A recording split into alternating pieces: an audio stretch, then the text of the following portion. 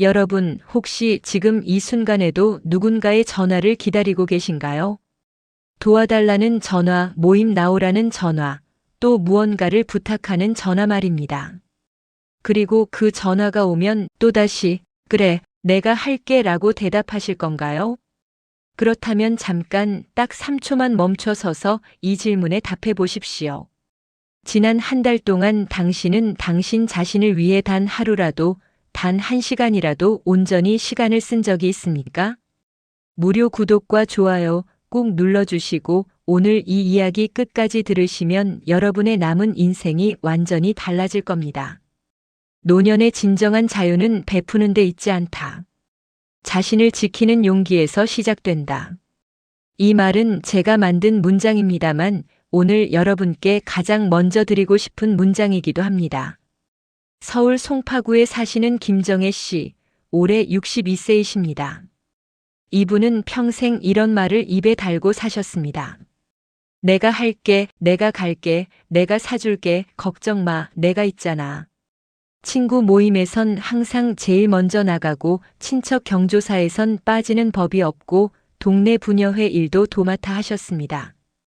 그런데 어느 날 병원에서 이런 진단을 받으셨습니다. 당뇨 합병증 초기 단계, 무릎 연골 손상, 만성 피로 증후군. 의사 선생님이 물었습니다. 요즘 무리하신 거 없으세요? 김정혜 씨는 그제야 깨달았습니다. 자기 몸이 보내는 신호를, 자기 마음이 보내는 경고를 무시하고 남을 먼저 챙기느라 정작 자기 자신은 완전히 방치해왔다는 사실을 말입니다. 오늘 이 시간에는 여러분과 함께 꼭 짚고 넘어가야 할 7가지 진실을 나눌 겁니다. 왜 60대 이후에는 남에게 베푸는 걸 멈춰야 하는지, 왜 나를 영순위에 놓아야 하는지, 그리고 그것이 이기심이 아니라 생존 전략인지를 낱낱이 파헤쳐 드리겠습니다. 첫 번째, 시간은 돈보다 귀한데 왜 함부로 주고 계신가요? 두 번째, 건강은 회복 불가능한데 왜 혹사당하고 계신가요? 세 번째, 관계는 평등해야 하는데 왜 늘 당신만 손해보십니까? 네 번째, 거절은 권리인데 왜 죄책감을 느끼십니까? 다섯 번째, 나를 채워야 남도 도울 수 있는데 왜 빈 그릇으로 퍼주려 하십니까? 여섯 번째, 60대 이후의 시간은 보너스인데 왜 남 주느라 낭비하십니까? 일곱 번째, 당신의 존엄은 베푸는 데 있지 않고 지키는 데 있다는 걸 왜 모르십니까? 이 7가지 질문에 명확한 답을 드리기 위해 오늘 준비한 이야기는 깁니다. 하지만 끝까지 들으시면 분명히 이런 생각이 드실 겁니다. 아, 내가 지금까지 너무 바보같이 살았구나. 이제라도 알았으니 다행이다. 그럼 지금부터 시작하겠습니다. 부산 해운대구에 사시는 최미숙 씨 64세. 이분은 제가 아는 사람 중에 가장 착한 사람이었습니다.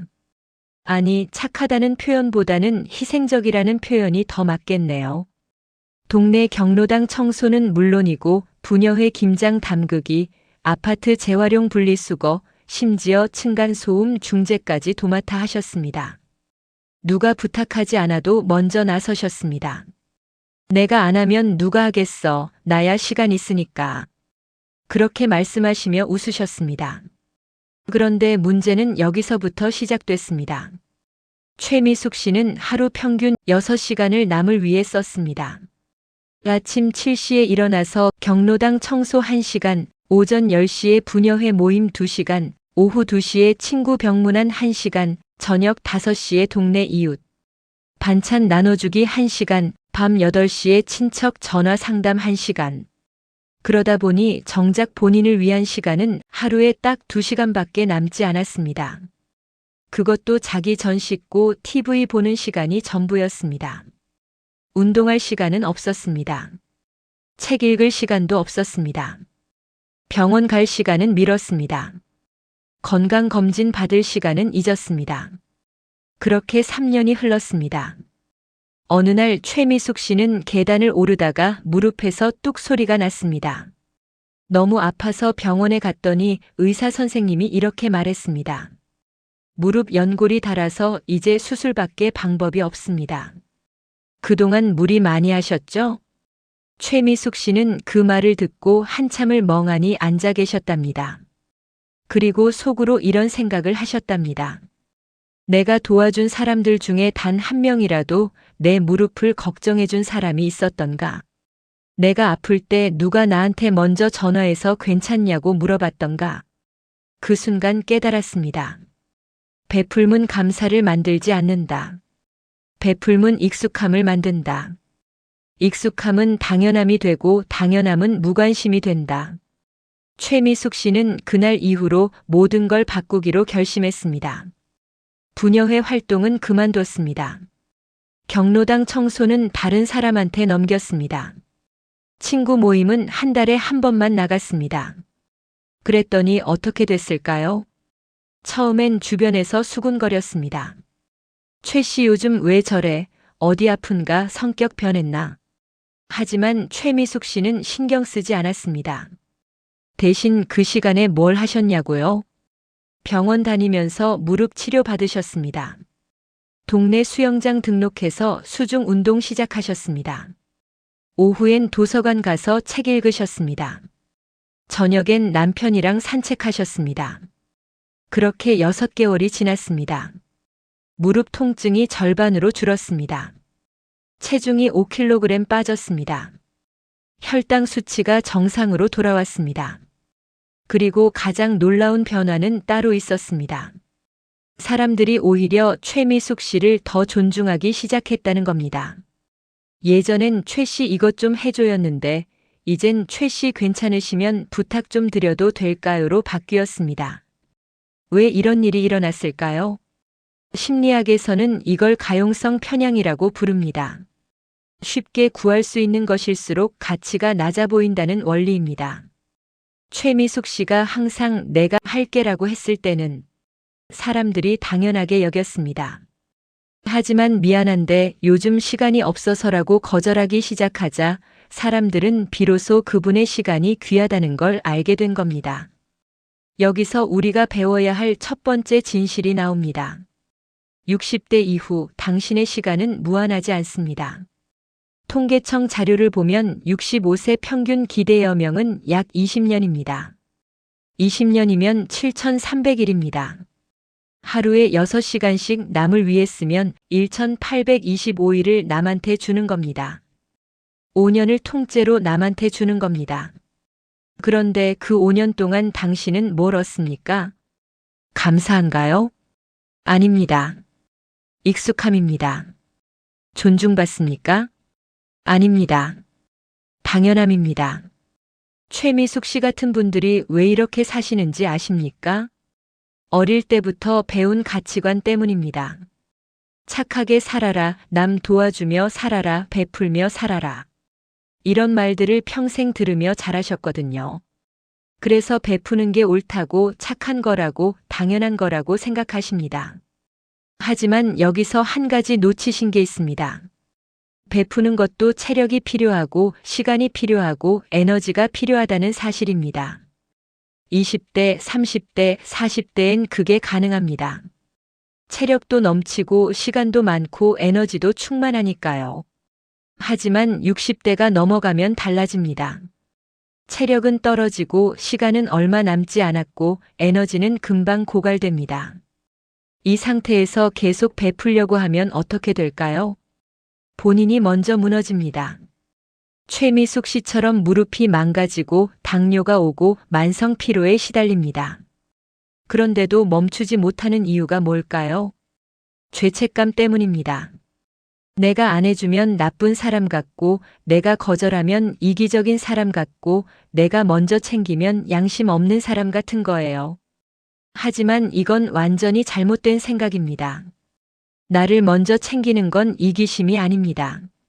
생존 전략입니다. 비행기 안전 수칙을 생각해 보십시오. 산소 마스크가 내려오면 본인이 먼저 쓰고 나서 옆 사람을 도우라고 합니다. 왜 그럴까요? 내가 먼저 숨을 쉬어야 옆 사람도 살릴 수 있기 때문입니다. 인생도 똑같습니다. 내가 먼저 건강해야 가족을 돌볼 수 있습니다. 내가 먼저 행복해야 주변에 긍정적 영향을 줄 수 있습니다. 내가 먼저 안정돼야 누군가를 도울 여유가 생깁니다. 그렇다면 지금부터 실천해야 할 것들을 말씀드리겠습니다. 첫째, 시간 예산제를 도입하십시오. 한 달에 남을 위해 쓸 수 있는 시간을 미리 정해두는 겁니다. 예를 들어 한 달에 20시간만 남한테 줍니다. 그 이상은 절대 주지 않는다고 스스로 약속하는 겁니다. 구체적으로 어떻게 하느냐? 달력을 꺼내십시오. 그리고 이번 달 1일부터 30일까지 쭉 보십시오.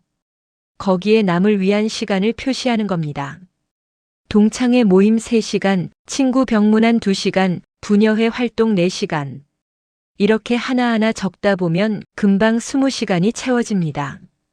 그러면 거기서 끝입니다. 더 이상은 안 됩니다. 누가 부탁해도 미안하지만 이번 달은 시간이 다 찼어요 라고 말하는 겁니다. 이게 바로 시간 예산제입니다. 둘째, 거절 문장을 외우십시오. 미안한데 요즘 개인적으로 챙겨야 할 게 있어서요. 고마운데 이번엔 제가 시간을 낼 수가 없네요. 다음에 제가 여유 있을 때 연락드릴게요. 이 3문장만 외우셔도 됩니다. 중요한 건 이 문장을 말할 때 목소리를 떨지 않는 겁니다. 당당하게, 확실하게, 미안해하지 말고 말하는 겁니다. 왜냐하면 거절은 나쁜 게 아니기 때문입니다. 거절은 나를 지키는 행위입니다. 셋째, 나만의 루틴을 만드십시오. 아침 30분은 산책, 오후 1시간은 독서, 저녁 30분은 명상. 이 시간만큼은 누가 뭐래도 지키십시오. 전화가 와도 나중에 받고 문자가 와도 나중에 답하고 누가 찾아와도 지금은 안 된다고 하십시오. 이게 이기적으로 보입니까? 아닙니다. 이게 정상입니다. 본인 시간을 지키는 게 당연한 겁니다. 넷째, 에너지 배분표를 작성하십시오. 오늘 나한테 주어진 에너지가 100이라면 나한테 50, 가족한테 30, 남한테 20. 이 비율을 절대 바꾸지 마십시오. 많은 분들이 이걸 거꾸로 하십니다. 남한테 50, 가족한테 30, 나한테 20. 이러니까 늘 지치고 늘 피곤하고 늘 불행한 겁니다. 다섯째, 착한 사람 콤플렉스에서 벗어나십시오. 착하다는 말은 칭찬이 아니라 이용당하고 있다는 신호입니다. 정말 존중받는 사람은 착하다는 말을 안 듣습니다. 대신 당당하다, 멋있다, 자기 삶이 있다는 말을 듣습니다. 이제 그만 착해지십시오. 대신 당당해지십시오. 대구 수성구에 사시는 정태호 씨, 68세. 이분은 제가 아는 사람 중에 가장 사교적인 사람이었습니다. 동창회, 향후회, 등산 모임, 바둑 모임, 낚시 모임, 골프 모임. 일주일에 모임이 평균 5개였습니다. 그중 빠지는 날이 거의 없었습니다. 왜냐고요? 사람들이 실망할까봐, 관계가 끊어질까봐, 나만 빼고 모일까봐 두려웠기 때문입니다. 그런데 문제는 이겁니다. 모임이 있는 날은 아침 일찍 준비하고 이동하고 식사하고 술 마시고 또 이동하고 집에 오면 밤 10시가 넘습니다. 그러면 다음 날 아침엔 몸이 천근만근입니다. 회복할 시간도 없이 또 모임이 잡힙니다. 그렇게 1년을 보냈습니다. 어느 날 정태호 씨는 거울을 봤습니다. 얼굴이 누렇게 뜨고 눈 밑에 다크서클이 생기고 입가엔 피로가 가득했습니다. 그리고 문득 이런 생각이 들었습니다. 나는 지금 누구를 위해 사는 거지? 이 모임들이 정말 나를 행복하게 만드는 걸까? 아니면 그냥 익숙해서 외로울까봐 도망치듯 나가는 걸까? 정태호 씨는 노트를 꺼냈습니다. 그리고 지난 1년간 참석한 모임을 전부 적었습니다. 동창회 24번, 향후회 12번, 등산 모임 18번, 바둑 모임 30번, 낚시 모임 15번, 골프 모임 20번. 총 119번의 모임에 참석했습니다. 그럼 이 119번의 모임 중에서 정말 행복했던 모임이 몇 번이나 됐을까요? 정태호 씨는 솔직하게 생각해 봤습니다. 10번도 안 됐습니다. 나머지 109번은 그냥 의무감에 습관적으로 거절하기 미안해서 나간 거였습니다. 그 순간 깨달았습니다. 나는 지금 내 인생을 사는 게 아니라 남들 눈치를 보며 사는 거구나. 정태호 씨는 용기를 냈습니다. 모임 5개 중 3개를 과감하게 끊었습니다. 동창회는 1년에 2번만 나가기로 했고, 바둑 모임은 아예 그만뒀고, 골프 모임은 한 달에 1번만 나가기로 했습니다. 그랬더니 사람들이 물었습니다. 형님 요즘 왜 안 나와요? 어디 편찮으세요? 정태호 씨는 솔직하게 말했습니다. 미안한데 요즘 내 시간 좀 갖고 싶어서요. 처음엔 서운해하는 사람도 있었습니다. 야, 우리가 얼마나 오래된 사이인데, 그래, 형님 너무 섭섭한데요. 하지만 시간이 지나자 이해하는 사람들이 더 많았습니다. 그래, 형님도 쉬셔야죠. 건강이 우선이지. 그리고 무엇보다 정태호 씨 본인이 달라졌습니다. 모임 줄인 그 시간에 뭘 하셨냐고요? 오전엔 동네 공원에서 태극권 배우셨습니다. 오후엔 집에서 목공에 취미 시작하셨습니다. 저녁엔 아내랑 드라마 보면서 대화 나누셨습니다. 주말엔 혼자 근교로 드라이브 다녀오셨습니다. 그렇게 3개월이 지나자 놀라운 변화가 일어났습니다. 혈압이 정상으로 돌아왔습니다. 수면의 질이 좋아졌습니다. 아내와의 대화 시간이 하루 2시간으로 늘었습니다. 그리고 가장 중요한 건 정태호 씨가 스스로에게 이렇게 말할 수 있게 됐다는 겁니다. 나는 이제 내 인생의 주인이다. 여기서 우리가 배워야 할 2번째 진실이 나옵니다. 관계는 양이 아니라 질입니다. 100명의 아는 사람보다 5명의 진짜 친구가 낫습니다. 일주일에 5번 만나는 피곤한 관계보다 한 달에 1번 만나는 편안한 관계가 훨씬 소중합니다. 사회학자들의 연구에 따르면 60대 이후 행복도를 결정하는 건 관계의 개수가 아니라 관계의 깊이입니다. 피상적인 인사 100번보다 진심 어린 대화 1번이 더 큰 의미를 갖습니다. 그런데 많은 분들이 이걸 착각하십니다. 모임 많은 게 인기 있는 거라고, 바쁜 게 잘 사는 거라고 착각하십니다. 아닙니다. 진짜 잘 사는 사람은 여유가 있습니다. 진짜 인기 있는 사람은 선택권이 있습니다.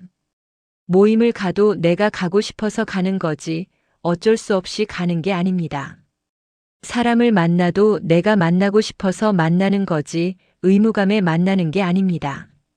이게 바로 자기 주도적인 삶입니다. 정태호 씨는 이제 모임 제안이 오면 이렇게 합니다. 일단 달력을 봅니다. 그날 내가 하고 싶은 일이 있는지 확인합니다. 있으면 거절합니다. 없으면 그때 가서 또 생각합니다. 정말 이 모임이 나한테 의미가 있는지, 이 사람들이 나한테 에너지를 주는 사람들인지, 그렇지 않으면 역시 거절합니다. 이렇게 하니까 뭐가 달라졌냐고요? 모임의 질이 완전히 달라졌습니다.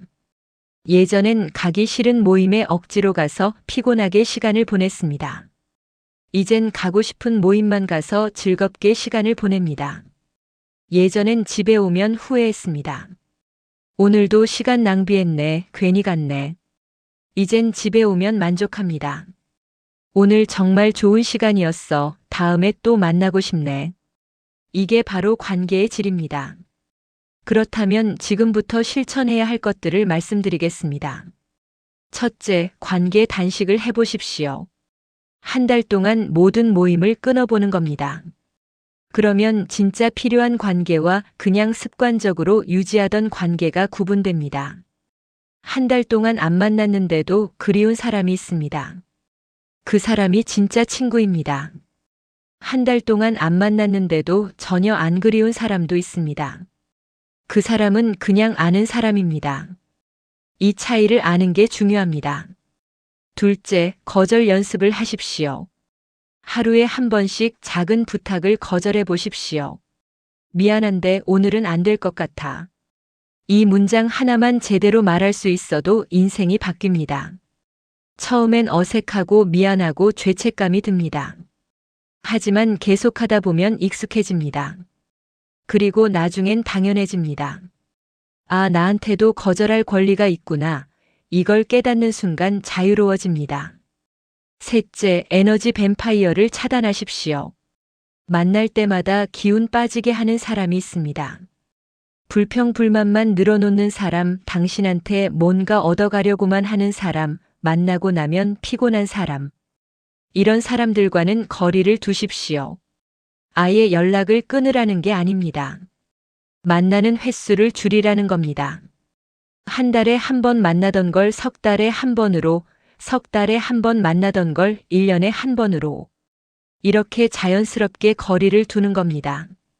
넷째, 나만의 시간표를 만드십시오. 월요일 오전은 나, 화요일 오후는 나, 수요일 저녁은 나. 일주일에 최소한 사흘은 온전히 나만의 시간으로 비워두십시오. 이 시간에는 아무 약속도 잡지 마십시오. 그냥 빈 시간으로 남겨두십시오. 그러면 뭐 하냐고요?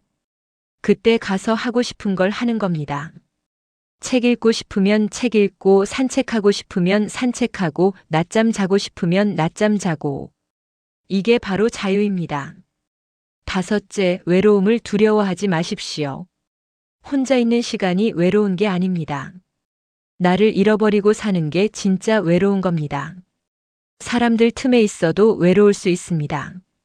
오히려 혼자 있을 때 더 평화로울 수 있습니다.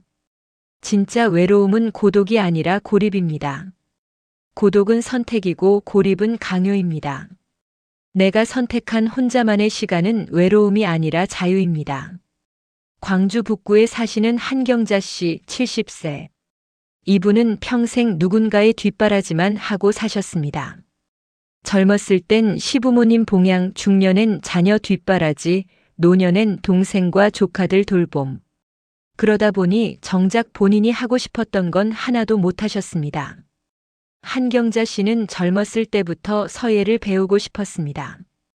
붓글씨 쓰는 모습이 너무 멋있어 보였거든요. 또 등산도 좋아하셔서 전국의 명산을 다 오르고 싶었습니다. 여행도 가고 싶었습니다. 유럽, 미국, 일본, 동남아시아 어디든 좋으니까 세상 구경 좀 하고 싶었습니다. 하지만 늘 미뤘습니다. 나중에 여유 생기면, 나중에 돈 모이면, 나중에 애들 다 크면. 그런데 나중은 오지 않았습니다.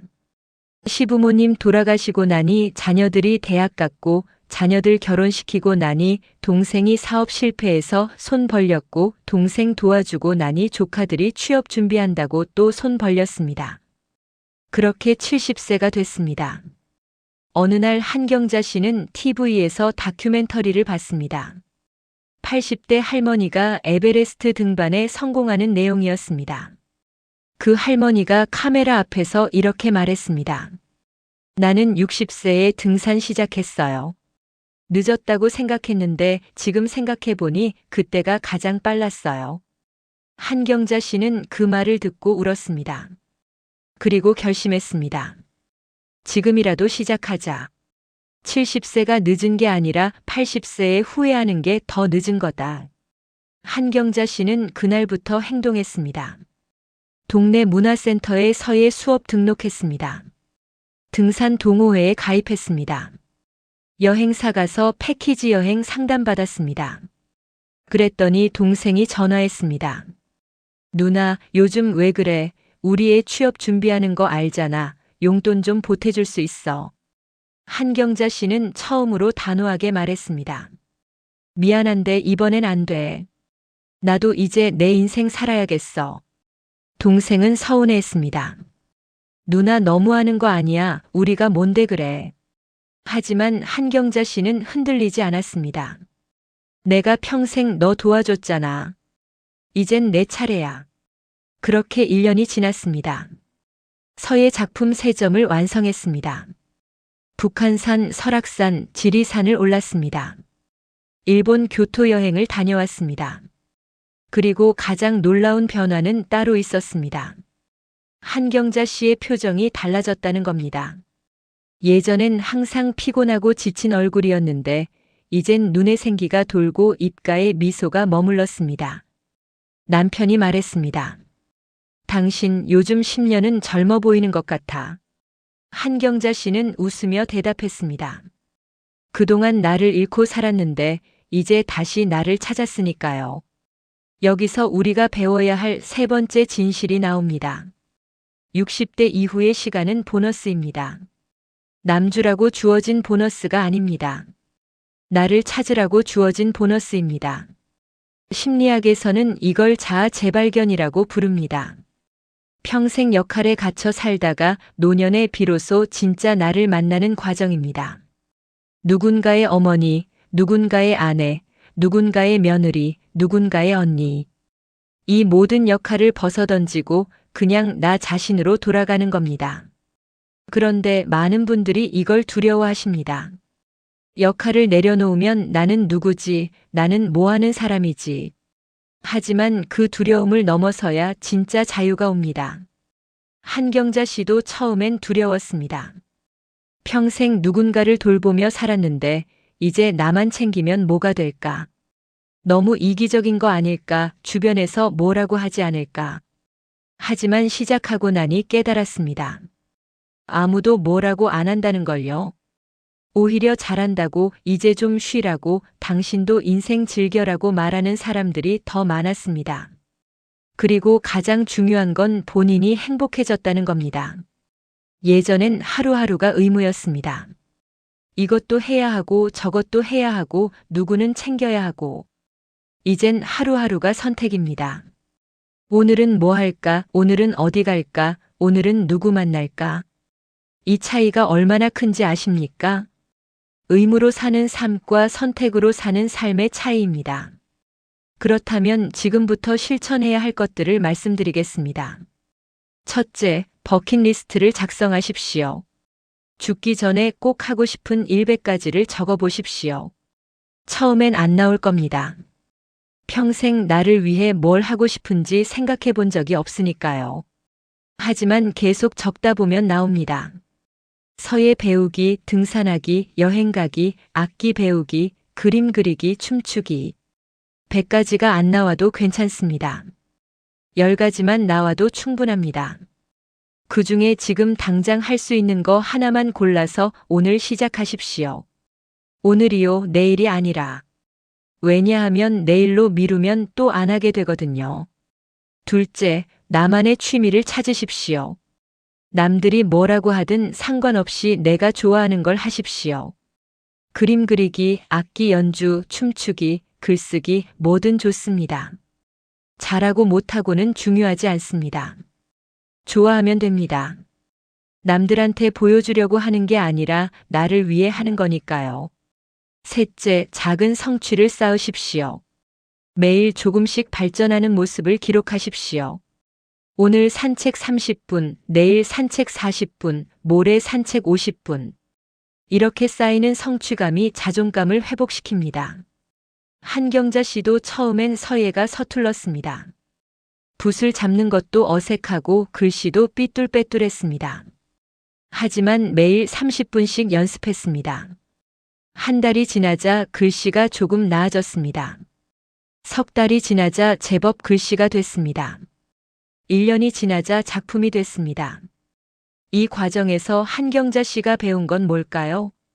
나도 할 수 있구나. 나도 발전할 수 있구나. 나도 가치 있는 사람이구나. 이게 바로 자존감입니다. 넷째, 나를 위한 투자를 하십시오. 돈이 아깝다고 생각하지 마십시오. 서예 수업료, 등산 장비, 여행 경비, 이 모든 게 나를 위한 투자입니다. 많은 분들이 자녀한테는 수천만 원을 주면서 본인한테는 몇만 원 쓰는 것도 아까워하십니다. 이게 잘못됐다는 겁니다. 나한테 투자하는 게 자녀한테 투자하는 것만큼 중요합니다. 아니, 어쩌면 더 중요할 수도 있습니다. 왜냐하면 내가 건강하고 행복해야 자녀들도 편하거든요. 다섯째, 죄책감을 버리십시오. 나를 챙기는 게 이기심이 아닙니다. 오히려 나를 잃고 사는 게 무책임한 겁니다. 내가 무너지면 가족도 힘들어집니다. 내가 아프면 가족이 간병해야 합니다. 내가 불행하면 가족도 불편해집니다. 그러니까 나를 챙기는 게 가족을 위하는 길이기도 합니다. 이제 60대가 놓치는 건강한 자기중심성의 실천법을 종합적으로 정리해 드리겠습니다. 많은 분들이 착각하시는 게 있습니다. 자기중심적이라는 말을 이기적이라는 말과 똑같이 생각하십니다. 하지만 이 둘은 완전히 다릅니다. 이기적이라는 건 남을 희생시키면서 나만 챙기는 겁니다. 하지만 자기중심적이라는 건 나를 먼저 챙김으로써 남도 제대로 도울 수 있는 상태를 만드는 겁니다. 예를 들어볼까요? 이기적인 사람은 이렇게 합니다. 내가 편하려고 남한테 피해를 줍니다. 내가 쉬려고 해야 할 일을 안 합니다. 내가 즐기려고 남의 돈을 씁니다. 하지만 자기중심적인 사람은 다릅니다. 나를 먼저 챙기되 남한테 피해는 안 줍니다. 내 시간을 지키되 약속은 지킵니다. 내 돈을 쓰되 남의 것은 안 건드립니다. 이 차이를 아시겠습니까? 이기적인 건 나쁜 겁니다. 하지만 자기중심적인 건 필요한 겁니다. 특히 60대 이후엔 필수입니다. 그렇다면 건강한 자기중심성을 실천하는 7단계를 말씀드리겠습니다. 1단계, 시간 주권을 되찾으십시오. 하루 24시간 중 최소 6시간은 온전히 나만의 시간으로 확보하십시오. 누가 뭐라고 해도 이 시간만큼은 양보하지 마십시오. 아침 1시간, 오후 3시간, 저녁 2시간 이렇게 쪼개서 쓰셔도 됩니다. 중요한 건 합계 6시간은 반드시 나를 위해 쓴다는 겁니다. 2단계, 에너지 배분 원칙을 세우십시오. 내 에너지를 10이라고 했을 때 나 5, 가족 3, 남 2. 이 비율을 절대 바꾸지 마십시오. 많은 분들이 이걸 거꾸로 하십니다. 남 5, 가족 3, 나 2. 이러니까 늘 지치는 겁니다.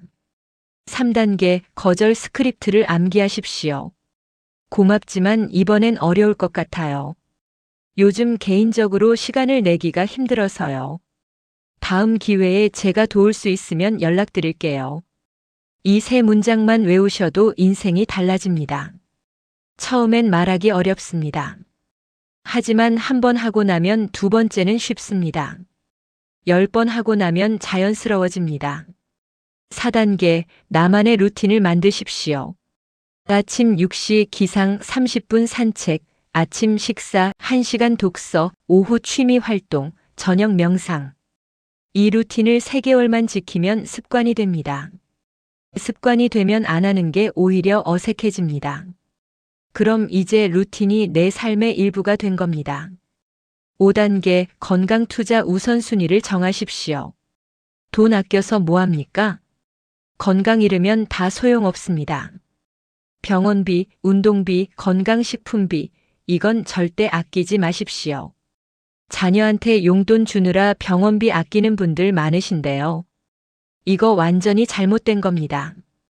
건강 먼저 챙기고 남는 돈을 주는 게 맞습니다. 6단계, 관계를 재설정하십시오.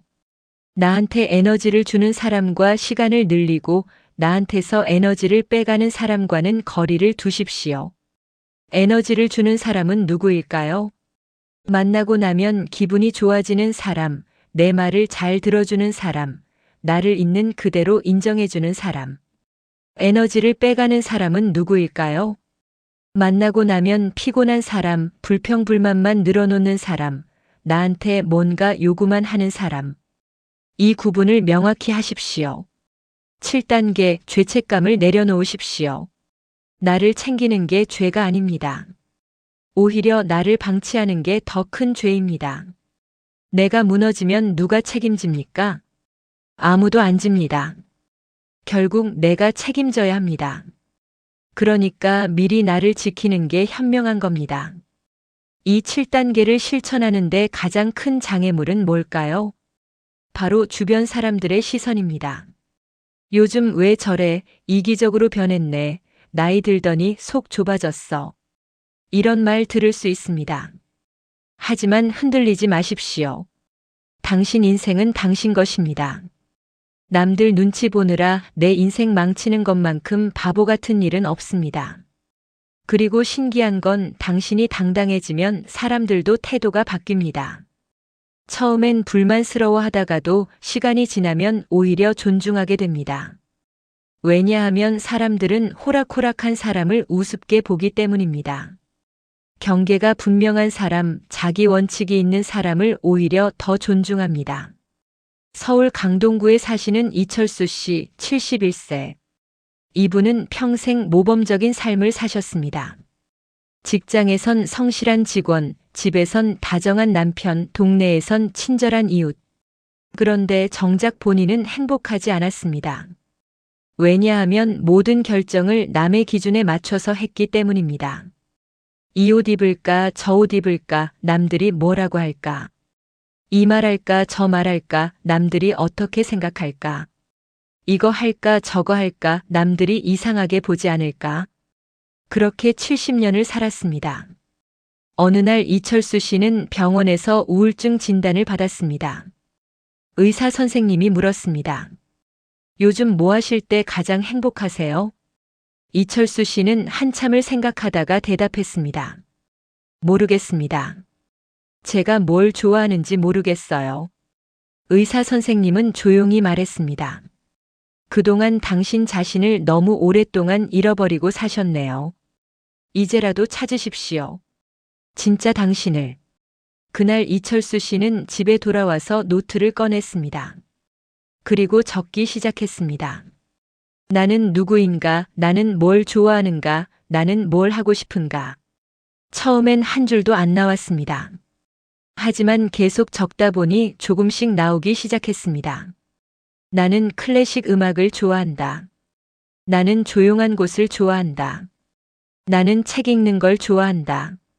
나는 혼자 산책하는 걸 좋아한다. 이철수 씨는 그때 깨달았습니다. 아, 나는 원래 내향적인 사람이었구나. 그런데 평생 외향적인 척하며 살았구나. 사람들 만나는 게 좋은 척, 시끄러운 데 가는 게 즐거운 척, 활발한 사람인 척. 이제 그만 가면을 벗기로 했습니다. 이철수 씨는 모든 모임을 정리했습니다. 대신 집 근처 도서관 회원이 됐습니다. 매일 오후 2시간씩 책 읽으러 갔습니다. 주말엔 혼자 음악회에 갔습니다. 처음엔 어색했습니다. 혼자 음악회를 간다는 게 이상하게 느껴졌습니다. 주변 사람들은 다 둘이나 셋이서 왔는데 나만 혼자 앉아 있으니까요.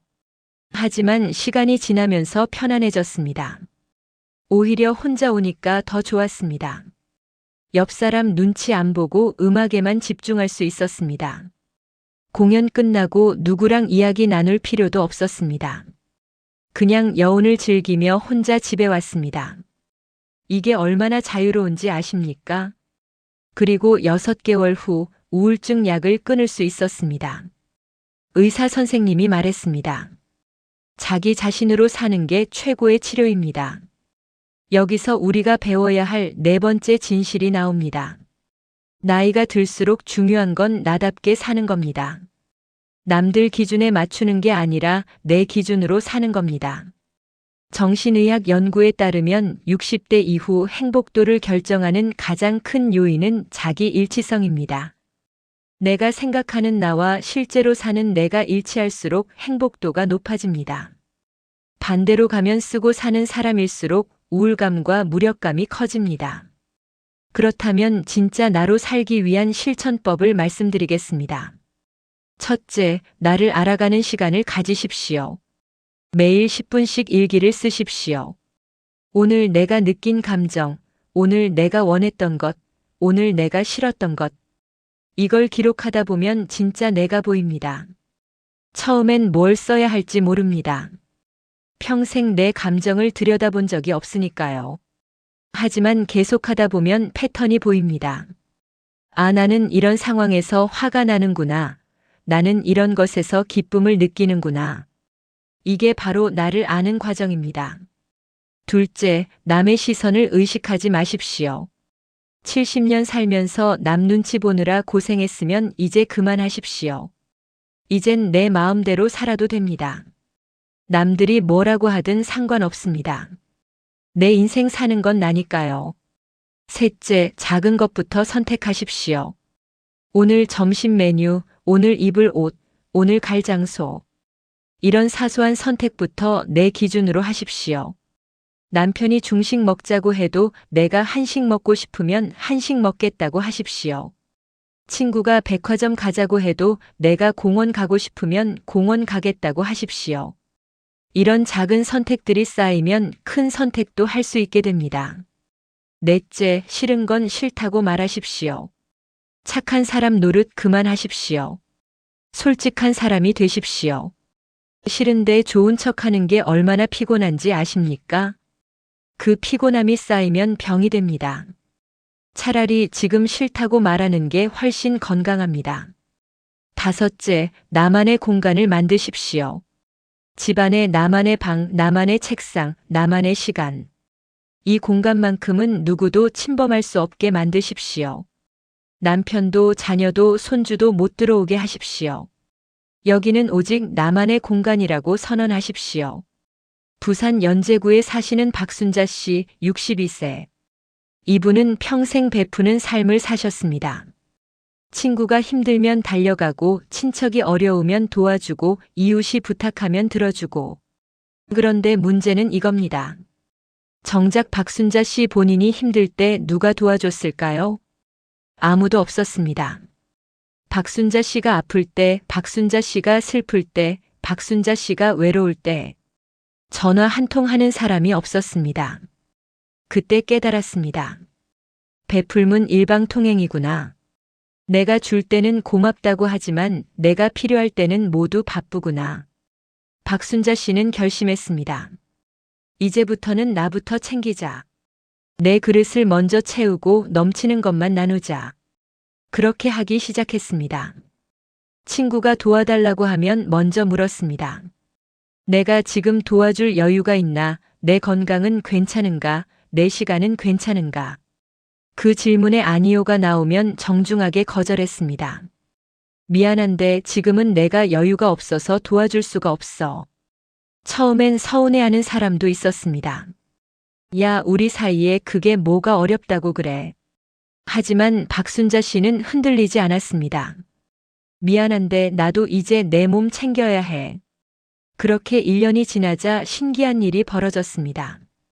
진짜 친구와 가짜 친구가 구분되기 시작했습니다. 진짜 친구는 이해해줬습니다. 그래, 내 몸 챙기는 게 우선이지, 나도 이해해. 하지만 가짜 친구는 화를 냈습니다. 우리 사이에 그게 뭐가 어렵다고 그래. 너 요즘 이기적으로 변했어. 박순자 씨는 배웠습니다. 내가 베풀 때만 좋아하는 사람은 진짜 친구가 아니라는 걸. 여기서 우리가 배워야 할 5번째 진실이 나옵니다. 빈 그릇으로는 아무것도 나눌 수 없습니다. 먼저 나를 채워야 남도 채워줄 수 있습니다. 심리학에서는 이걸 자기 돌봄의 원칙이라고 부릅니다. 자기 자신을 먼저 돌보는 것이 이기심이 아니라 책임감입니다. 내가 건강해야 가족이 편합니다. 내가 행복해야 주변이 밝아집니다. 내가 안정돼야 누군가를 도울 수 있습니다. 반대로 내가 무너지면 어떻게 될까요? 가족이 나를 돌봐야 합니다. 주변이 나 때문에 힘들어집니다. 누구도 도울 수 없게 됩니다. 그러니까 나를 먼저 챙기는 게 모두를 위하는 길입니다. 그렇다면 나를 먼저 채우는 실천법을 말씀드리겠습니다. 첫째, 아침 루틴을 만드십시오. 아침 1시간은 온전히 나만의 시간으로 쓰십시오. 명상, 운동, 독서, 산책, 뭐든 좋습니다. 이 시간만큼은 누구도 방해하지 못하게 하십시오. 전화도 받지 마시고 문자도 나중에 답하시고 그냥 나만의 시간을 지키십시오. 둘째, 건강 점검을 정기적으로 하십시오. 3개월마다 건강검진, 6개월마다 치과 검진, 1년마다 종합검진. 이건 절대 미루지 마십시오. 건강은 잃고 나면 돈 주고도 못 삽니다. 지금 병원비가 아까워서 안 가는 게 나중에 훨씬 큰 병원비로 돌아옵니다. 셋째, 좋아하는 것에 투자하십시오. 맛있는 음식, 좋은 책, 편한 옷, 취미 생활. 이런 것에 돈 쓰는 걸 아깝다고 생각하지 마십시오. 나를 위한 투자가 가장 가치 있는 투자입니다. 넷째, 감정을 돌보십시오.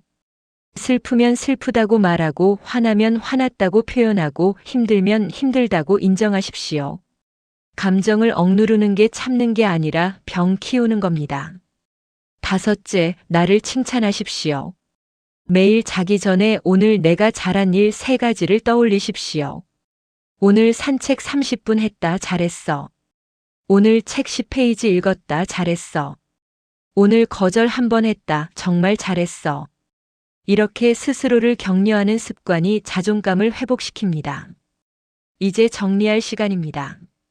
오늘 우리가 나눈 이야기의 핵심을 다시 한번 짚어보겠습니다. 첫째, 60대 이후 당신의 시간은 무한하지 않습니다. 남 주느라 낭비하지 마십시오. 둘째, 관계는 양이 아니라 질입니다. 100명의 아는 사람보다 5명의 진짜 친구가 훨씬 소중합니다. 셋째, 60대 이후의 시간은 보너스입니다. 남 주라고 준 게 아니라 나를 찾으라고 준 겁니다. 넷째, 나이가 들수록 중요한 건 나답게 사는 겁니다. 남의 기준이 아니라 내 기준으로 사십시오. 다섯째, 빈 그릇으로는 아무것도 나눌 수 없습니다. 나를 먼저 채워야 남도 도울 수 있습니다. 여섯째, 건강한 자기 중심성은 이기심이 아닙니다. 나를 지키는 것이 가족과 사회를 위한 최선의 선택입니다. 일곱째, 거절은 권리입니다. 죄책감 느낄 필요 없습니다. 이제 여러분께 3가지 질문을 드리겠습니다. 스스로에게 조용히 물어보십시오. 첫 번째 질문. 나는 지금 어디에 서 있는가? 남을 위해 살고 있는가? 나를 위해 살고 있는가? 두 번째 질문. 나는 무엇을 지키고 싶은가? 내 시간, 내 건강, 내 행복 중 무엇을 가장 지키고 싶은가?